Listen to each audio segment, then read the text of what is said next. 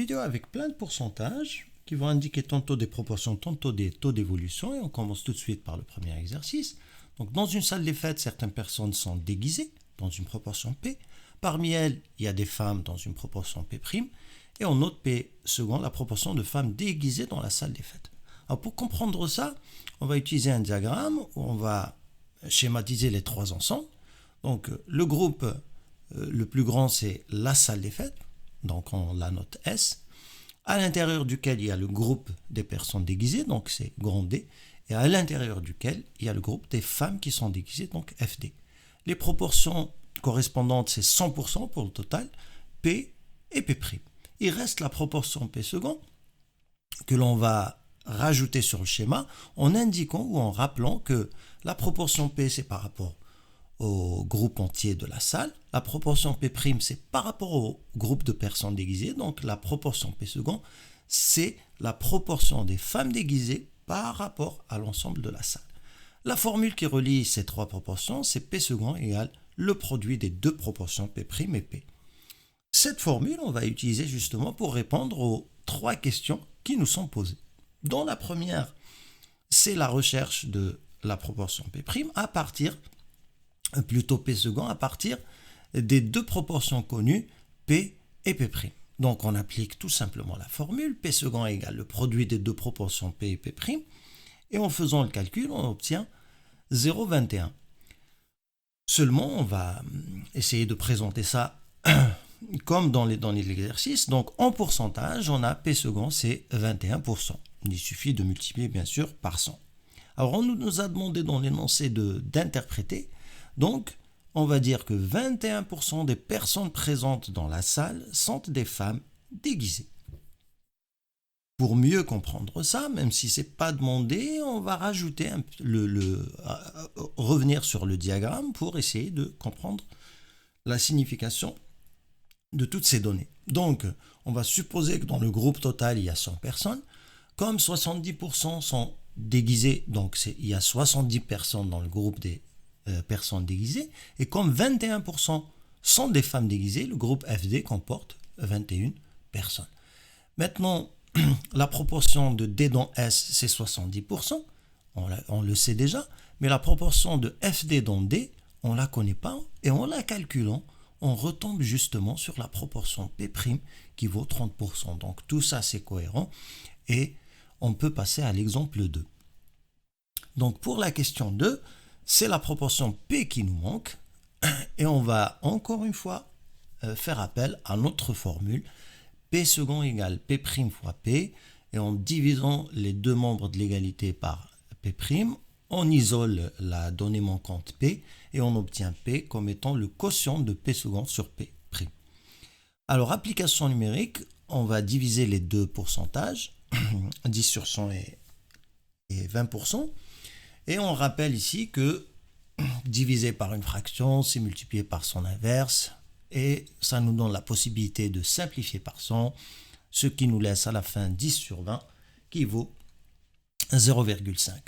Encore une fois, on va présenter les données comme dans l'énoncé, c'est-à-dire en pourcentage, et on va obtenir donc que P vaut 0,5 fois 100, c'est-à-dire 50%. Alors, une petite phrase réponse, encore une fois.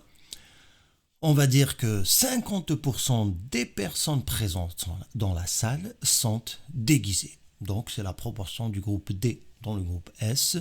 Et on peut revenir sur le diagramme pour essayer de regarder ça de plus près. Donc, on a toujours les trois groupes, 100 dans le groupe total, mais c'est juste une hypothèse pour faciliter les calculs. On aurait pu prendre un autre nombre. On sait que P second, c'est 10%, donc le groupe FD comporte 10 personnes.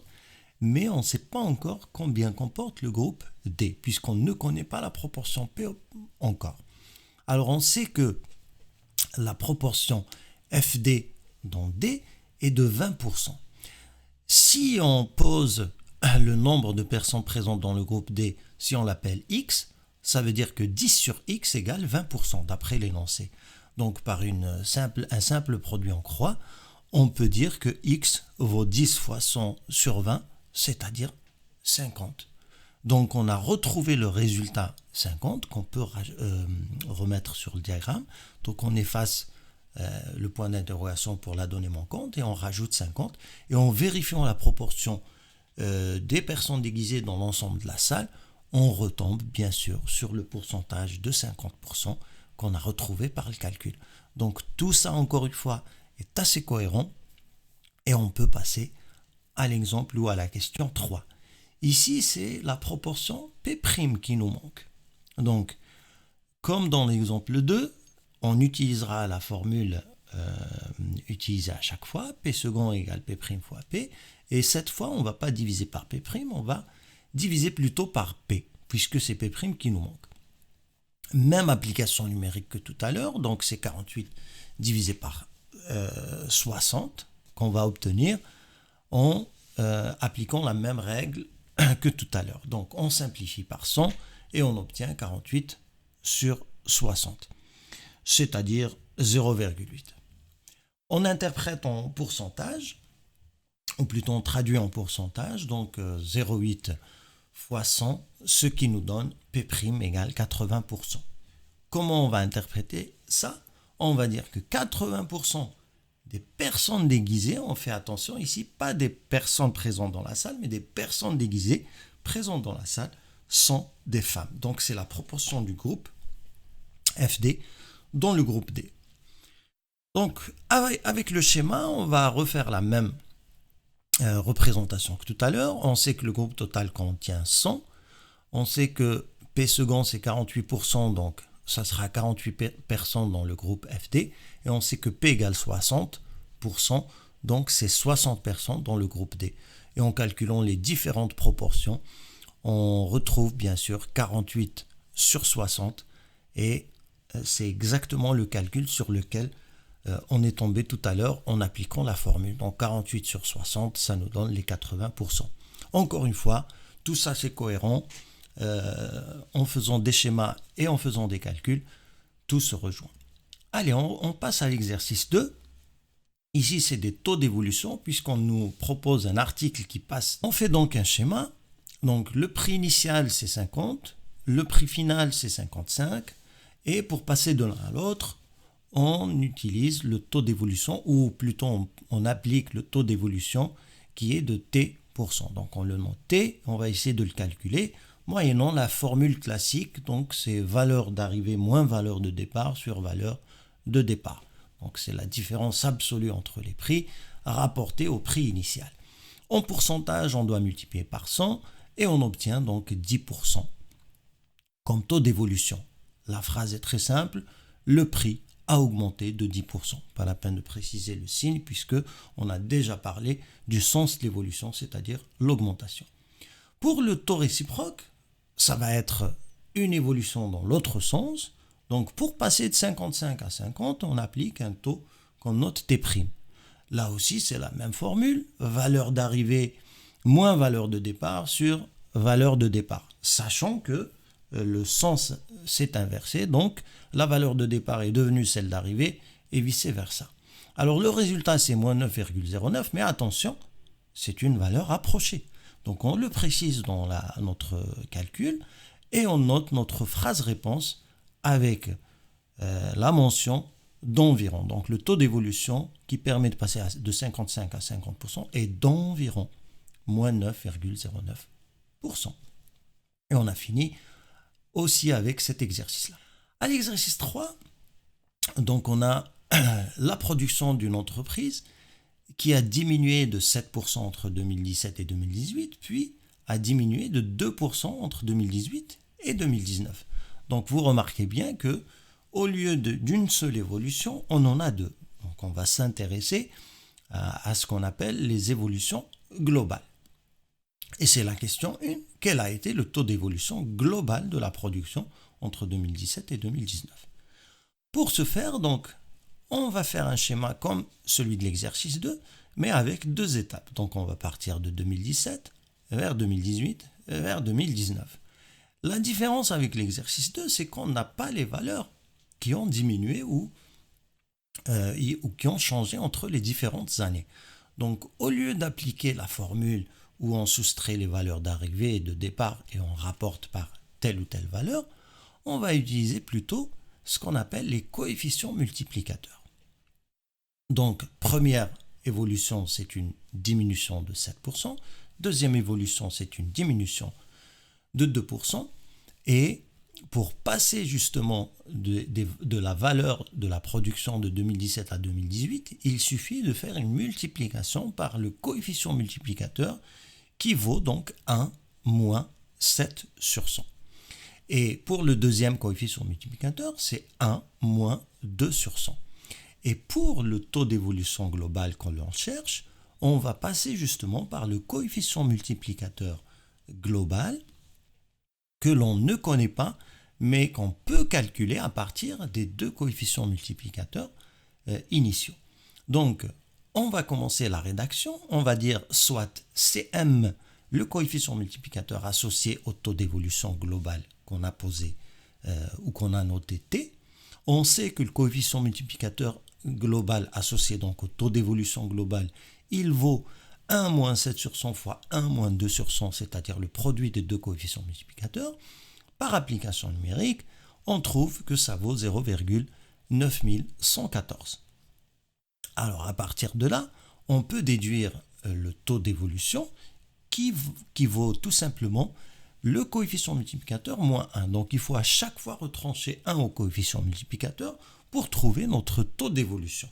Alors on trouve une valeur négative, donc on a une évolution négative, c'est-à-dire une baisse, et en pourcentage, ça va être moins 0,0886 fois 100, c'est-à-dire moins 8,86. Qu'est-ce qu'on va noter en conclusion? Le taux d'évolution globale de la production entre 2017 et 2019 est de, alors on va le noter en rouge pour le préciser, il faut rajouter le signe moins. Parce qu'on parle d'un taux d'évolution, on ne précise pas si c'est une diminution ou une augmentation, donc on est obligé de préciser ça, donc c'est moins 8,86%. Pour la question 2, on nous dit que le chef d'entreprise veut fixer un objectif pour retrouver la production de 2017. Encore une fois, un schéma va nous permettre de comprendre cette histoire. On va passer de la production de 2017 à 2019, moyennant donc une baisse de moins 8,86, et on va se poser la question, quel est le taux qu'on va appeler ou noter T', qui va nous permettre de passer de la production de 2019 vers celle de 2017. Alors, là aussi, on n'a pas de données chiffrées de la production, donc on va se baser sur les coefficients multiplicateurs. Donc, pour passer de la production de 2017 à celle de 2019, on multiplie par 1 moins 8,86 sur 100. Et pour revenir à celle de 2017, donc dans l'autre sens, au lieu de multiplier, ça sera une division. Donc, divisé par 1 moins 8,86 sur 100.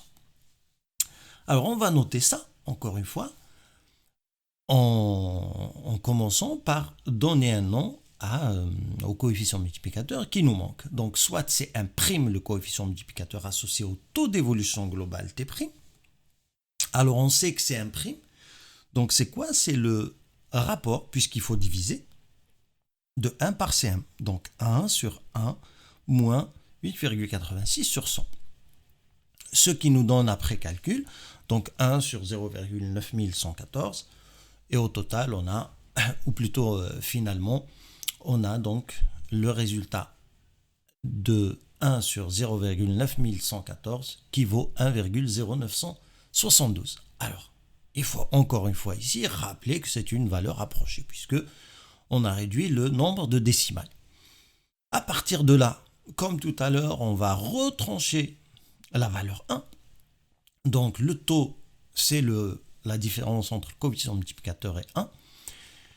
Et on obtient donc 0,0972, soit en pourcentage, donc 9,72. Une petite phrase réponse, là encore, on va noter que l'objectif à fixer pour retrouver la production de 2017 est d'environ, alors par rapport à tout à l'heure, on a rajouté cette précision puisque c'est une valeur approchée, et d'environ combien? Plus, pour dire que c'est une augmentation, plus 9,72. Alors on a fini avec les questions 1 et 2 et on arrive à la question 3. Alors ici on nous demande de calculer de deux façons différentes la production de 2017, sachant que celle de 2019 est de 1200 unités. Alors ici, encore une fois, un petit schéma. On sait qu'en 2019, on a 1200. On a posé la production de 2017 X, inconnu. Et on sait que le taux qui nous permet de passer de la production de 2019 à celle de 2017, c'est celui qu'on vient de calculer, il vaut 9,72. Associé à un coefficient multiplicateur de 1,0972, donc la valeur de X, c'est tout simplement le produit de 1200 par 1,0972 et on obtient 1316,64. Mais comme la production est en unité, on va arrondir à l'entier supérieur et on va noter environ, donc c'est noté en rouge pour préciser que c'est une valeur approchée, environ 1317 unités ont été produites en 2017. Alors maintenant, comme exigé dans l'énoncé, on va essayer de retrouver ce même résultat, mais en passant par un autre calcul. Donc au lieu de se baser sur le taux réciproque, on va utiliser le taux d'évolution entre 2017 et 2019. On sait que ce taux vaut moins 8,86, c'est une diminution. Et le coefficient multiplicateur qui lui est associé, c'est 0,9114. Donc, si on multiplie x par 0,9114, on va obtenir 1200. Ce qui veut dire que x, il vaut le quotient de 1200 par 0,9114. On va le rapprocher, c'est 1316,65. Et là encore, on va arrondir à l'unité supérieure puisqu'on nous demande la production en unité et on a le même résultat. Environ 1317 unités ont été produites en 2017. On a ainsi répondu à toutes les questions pour les 3 exercices. Donc on a fini pour cette vidéo sur les proportions et les taux d'évolution.